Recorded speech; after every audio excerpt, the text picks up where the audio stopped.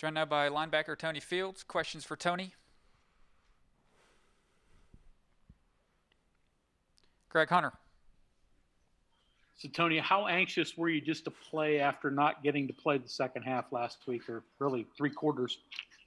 What I told my father as soon as the game was over last week was they took 3 quarters away from my senior year, and I felt like I was robbed. So that's what I went to this game with. I had an extra chip on my shoulder because I lost 3 snaps. I mean, three quarters away from my senior year, and yeah. Kevin Kinder.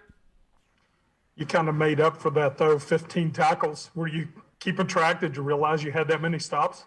Playing the game, it's hard to keep track of how many tackles you got. I mean, especially with me, I run to the ball, and I try to be a part of every tackle on the field. I mean, that's how we should play as football players, and that's what Coach Leslie and Coach Adai and our whole defensive staff are putting to it. They want everybody to run to the ball, and with that, you have a lot of guys that tend to touch the ball.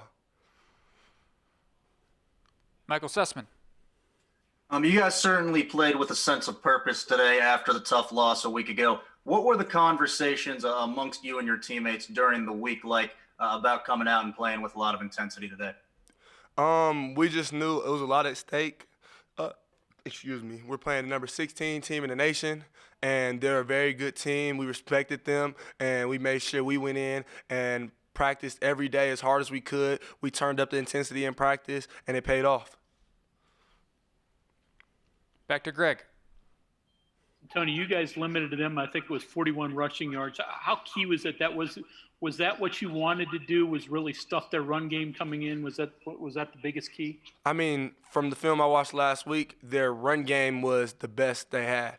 And number 22, he was a great back. Number 2, he's a good back. And playing against those two, game plan against those two, our game plan, I said myself, I want to leave them under 75 to 100 yards. And us leaving them under 50, that's even better. Sam Caniglio. You guys faced another true freshman quarterback. Did you guys try to capitalize on his experience, or what was the game plan when you were facing Will Howell?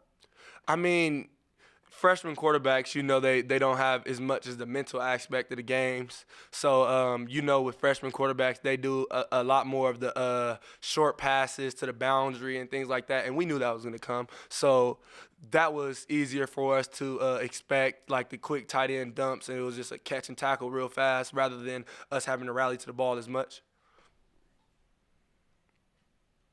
Okay, John? Right. All right.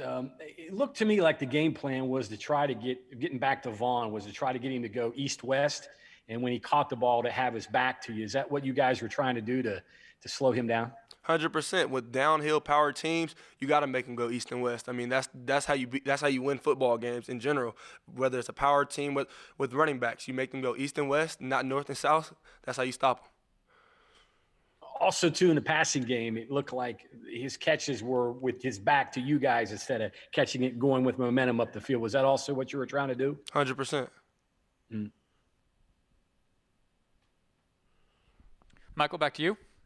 When you see Sean Mahone and Dylan Tonkery come up with those huge turnovers, how much of a lift does it give your defense? Man, between Sean Mahomes, Dylan, and even Nick Troyer, I mean, you see anybody gets the turnover, you get excited. And like I said earlier this week with us, our defense, we're really learning to feed off of each other. Once our brother makes a play, it's like we made a play. So when Nick made that play, I was excited like I got an interception, and the same with the other two. So it's just like that turned our defense up a lot more, and it let us play with the intensity we played with today.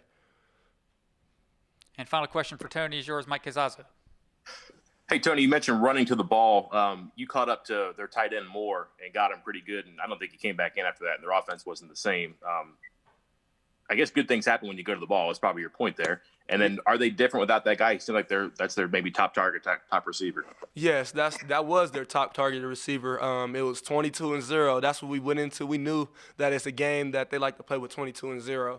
So, I mean, taking him out the game was an edge for us. I hope he's okay. I mean, but it's football.